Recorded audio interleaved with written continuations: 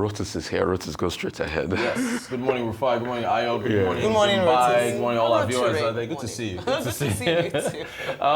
I think we're starting with what to watch this week. Central bank decisions are going to be at the center of what traders are looking at. But we're expecting inflation for Nigeria later today. That's August. We've seen a deceleration in inflation in Nigeria. We'll get to that in a moment. Tuesday, retail sales for the United States. And then Wednesday, you get the Federal Reserve decision. Between that, there's the court cases with Lisa Cook, because Trump has filed an appeal to try and remove her from the board before she sits to vote on that meeting, which of course actually starts Tuesday, and then they give the decision on Wednesday, and then we'll hear from Jerome Powell. Canada also has its own rate decision. We've had some really tough times. My heart goes out to all the diaspora Africans in Canada right now, because they've had 2 big months of job losses.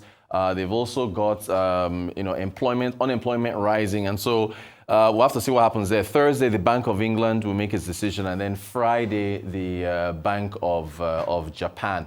We got some data from China early this morning. Things do seem to be slowing down as far as economic activity in China is concerned. This is for August. Retail sales underperformed, coming in at 3.4. Estimates were 3.9. In July, it was 3.7. Industrial production, 5.2%. Estimates 5.6. Last month, it was 5.7. And then fixed asset investment. This is going from January through July. 0.5%. The estimates were 1.4. Unemployment at 5.3. So, things slowing down a bit over in China.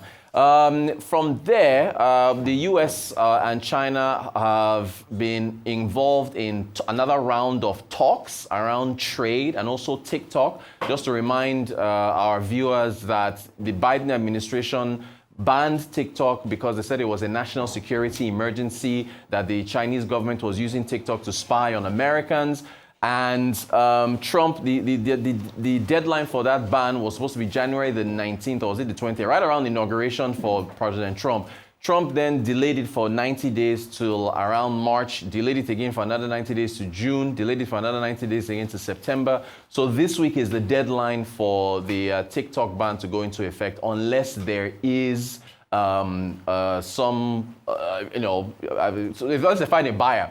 So here's President Trump. That's him speaking now. He said, look, the talks are ongoing with China, but they could let TikTok die. They'll see what happens. You can take a listen to what he said.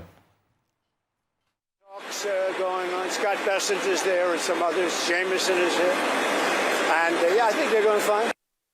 You know what China is paying right now in tariffs? Huh? A lot. They're negotiating TikTok right now. We may let it die, or we may, I don't know, it depends, up to China. It doesn't matter too much. I'd like to do it for the kids. They like it. I mean, selfishly speaking, I did very well on TikTok, and I got the youth vote. All right, so Nigeria, as I said, we're expecting inflation figures from the Bureau of Statistics later on this afternoon, hopefully. Inflation has been decelerating. Most of the focus, of course, is going to be on food. President Tinubu came out, not too long ago, I think a week ago, saying that he wants food prices to fall. Food producers have come back to say, sir, if you want food to fall, prices to fall, we need to have the factors of production, working in tandem. One of which, of course, is electricity, in order to make sure that these food items you're looking at do not spoil. But, I mean, look, 22.77% for food inflation in July. We've got a chart for year-on-year and month-on-month inflation, just to show you the level of deceleration. So food inflation in Nigeria is in orange, and you've got headline in, I think that's aqua blue or something. But, you can see that it's decelerated. Now, of course, right around January is when we had the rebasing. Rebasing is supposed to happen every 5 years, right? But, hopefully it's more regular. So the key thing here is that the stability of the currency has played a big role in food prices slowing. They are still high. The central bank governor, Olayemi Cardoso, has pointed to this. Now, for some reason, we didn't get January's numbers from the Bureau, and I think that has to do with the fact that the rebasing, there's a base thing issue between January and the December base year from 2009 to 2014. So we didn't get month-on-month inflation for January. But either way, you can see the spike in headline from February to March.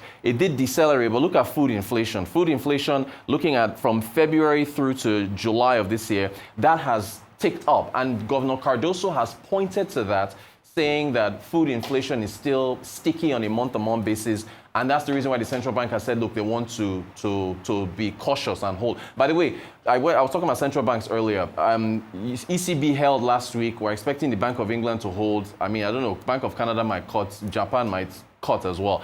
Then trade numbers were released on Friday from this Bureau of Statistics. Our total trade is now at 38 trillion. In the second quarter of this year, first quarter was about 35. You subtract exports, imports from exports, our trade balance is at 7.4 trillion. It's increased as well. It was around 5 trillion in the first quarter of this year. There's been a lot of talk around this is the same story. In summary of exports, crude oil is the dominant, I think it was 57, almost 60% of our exports, crude oil. Non-crude still includes oil and gas items. Now, there's a lot of talk about Shea Nuts and the fact that the administration banned them retroactively to August for 6 months. Now, if you look at the first quarter, this is not the second quarter, first quarter of this year, the highest non-agric exports was standard quality cocoa beans, 719 billion, superior quality cocoa beans at 508 billion. Sesame seeds 120. You can see crude. Now, crude shea oil is when they've extracted the oil and exporting it, right? 2.6 billion. And the nuts from which you get the oil are 2.4. Dr. Muda Yusuf of the Center for Promotion of Private Enterprise. He was actually on Dr. Abati's This Day show yesterday, where he said that this instantaneous ban is disruptive. Like perhaps the government should have taken some time to talk to stakeholders, because this suddenly coming out and banning exports, you've got players in the space who have export contracts, right? They've got letters of credit, they've got financing to do. So he said it should have been more feasible. We're going to have him on the Global Business Report to talk inflation, food, and the likes. But yeah, that's where we are now. And there are a lot of other players who want to express themselves with respect to shea nut processors, the farmers, because Nigeria does about 40% of shea nuts output for the entire globe. You get the shea butter from this, which of course, but then it's the same story with cocoa. With three of you, I've talked about this extensively. You have such a big hold on the global output, yet the estimated 6.5 to 7 billion shea butter value-added market, you are not in there. It's the Europeans that are taking over that. So there's still a lot of questions as to whether or not the government should have waited a bit to do this ban in phases. Although, to be fair, Togo, Ghana, our neighbors have all put in the same ban as well. So we'll see how it works out. Yeah, I mean, Rotus, you know that ban is a bad word in economics, right? Because there's so many tools available to try and mitigate something. If you're trying to avert people from behaving in a certain way, there's maybe export quotas that we could have done so that the farmers could still enjoy some of that foreign currency proceed as well, while ensuring that there's domestic supply available. So everything that has happened so far has been predictable. We're seeing the 30% decline in the price. And this reminds me of what happened with palm oil in Indonesia. That ban lasted just over a month, didn't it? Because what did you do? They had to reverse it because you saw the price of palm oil crashed. So the local farmers were left in distress. You also saw a lot of smuggling that started happening.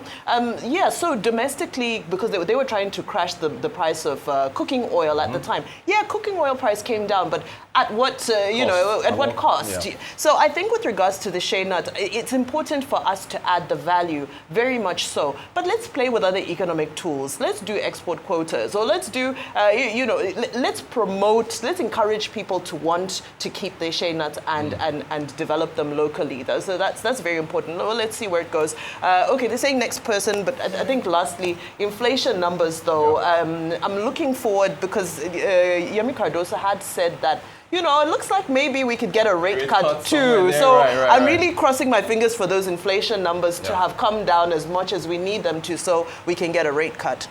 All right, so Trump, first of all, the TikTok conversation, we've been talking about it, we've been watching it since the news broke around ByteDance, the conflict with America, threat to national security.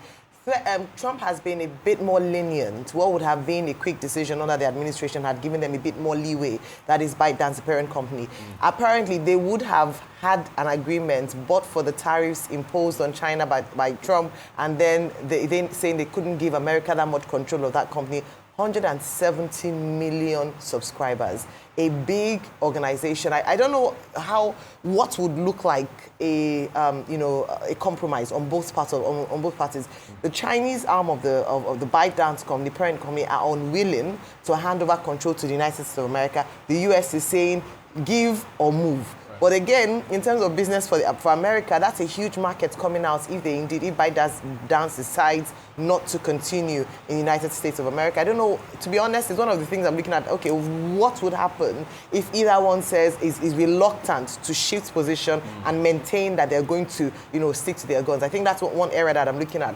But also for Shea Nuts, I made my stance very clear. Yeah. I was very much in support of the government's move, but I can't see, and Dr. Muda Yusuf has been very, very, very adamant about his position on this. With regards to, if you look at the whole value chain, we're not yet ready for that ban. Yeah. And this is a criticism with a lot of government, government policies, especially around bans or restrictions.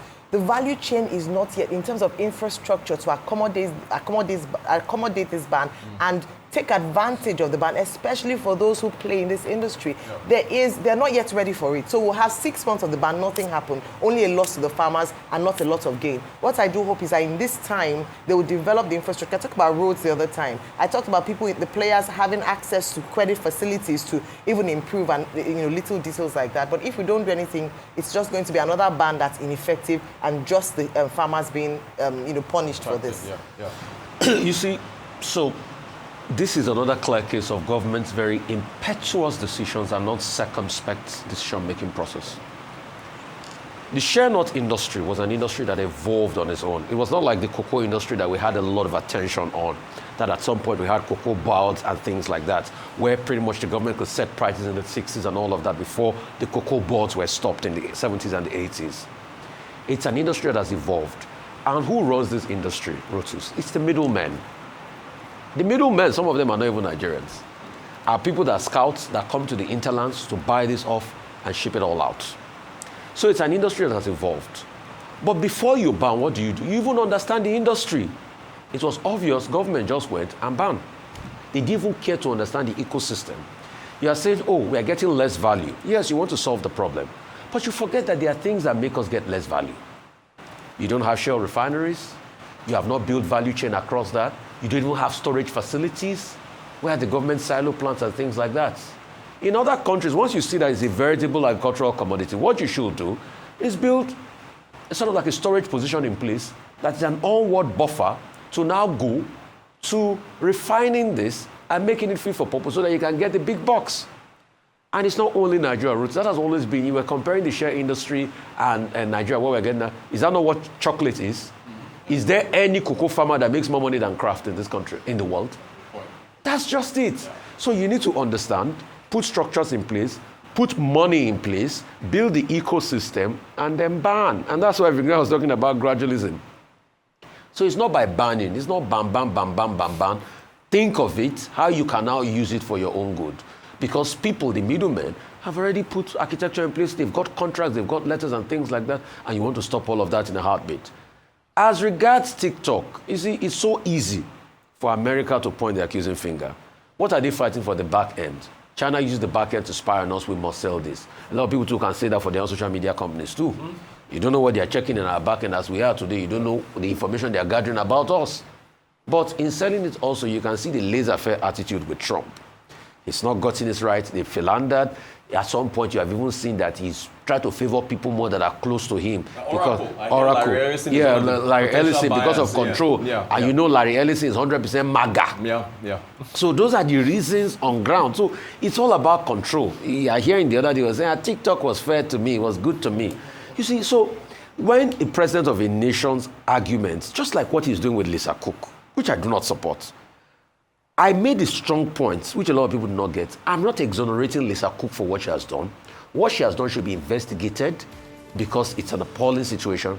But Trump now saying, oh, it must go my way. I'm trying to repeal that so that I'll be able to block her voting on the Fed. You see, and that's why I say I don't like countries where you have absolute power. It causes problem in the end.